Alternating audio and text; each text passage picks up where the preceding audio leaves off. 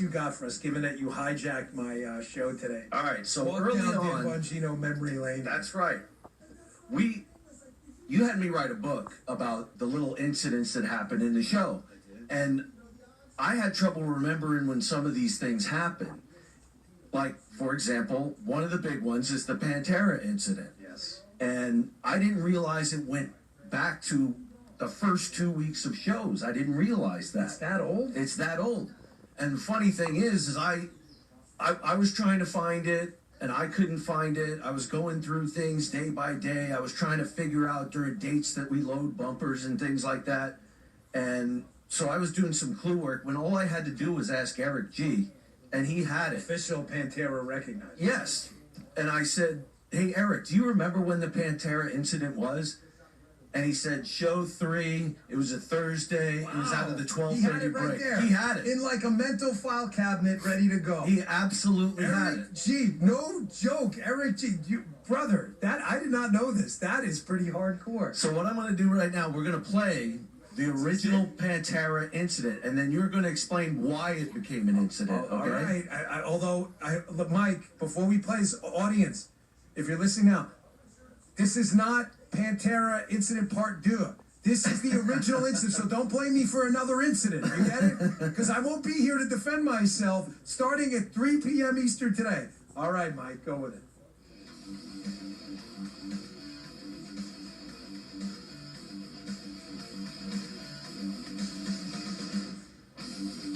Taking the mask off leftist lunacy. The Dan Bongino Show. So, Jim, you told me if I didn't like some of the bumper music to tell you, right? Lifetime? Not too crazy, but a little heavy there. A little heavy for me. A little bit too. You got that little, like, there you go. Hey, very good on the trigger finger. Yeah, not crazy about that one. Let's put that one on the Billy Madison Songs to Kill list. Remember people, you ever see Billy Madison? Remember that? People to Kill? Steve Buscemi crosses him off the list. Oh, okay, man. so there you go. So that was the original time I played it. Don't at me, bro. That is from 3 years ago. I know you just think that happened. It did not just happen if you just tuned in. That's the original Pantera. That is it. So why did it become an incident? So what did I tell you when we went to the break, after the break? What did I tell you? Folks, I did not know that was Pantera. So Jim and I were working on, and live on the air, through bumper music. Jim would try something. I'd be like, I don't like that. Matter of fact, what was it? That Flow Rider song you played like 5 times and I kept getting it wrong? I kept the same time. Yeah, remember that? What wound up happening with the Pantera Incident is just that. I come back and I'm like, I'm not really crazy about that bumper. Folks, Jim during the break. And I'm like, he's exaggerating. Producer Jim says, Dan, you just pissed off about probably 5-6 million listeners. I'm like, no, it's not that. He's like, oh no, it was more like Mike said it right. Mike's like half the state of Texas, probably 3/4 of the state of Florida. And I go, and I'm like, you guys are exaggerating. It's no big deal. So what happens? I go to get blood work, which I hate, which you all know. You won't hear the story again, but I don't like giving blood. I'm a big wuss with the whole vein thing. I'll take an injection anyway. I just can't get blood, right? I'm getting ready to get blood, and my phone is blowing up. Smoke coming out of the side, liquid plastic melting and everything. And it is from Pantera fans in an absolute revolt. There was going to be an armed rebellion. I hired security. There was a 7-man SWAT team. Of course, I'm exaggerating just slightly, but not too much.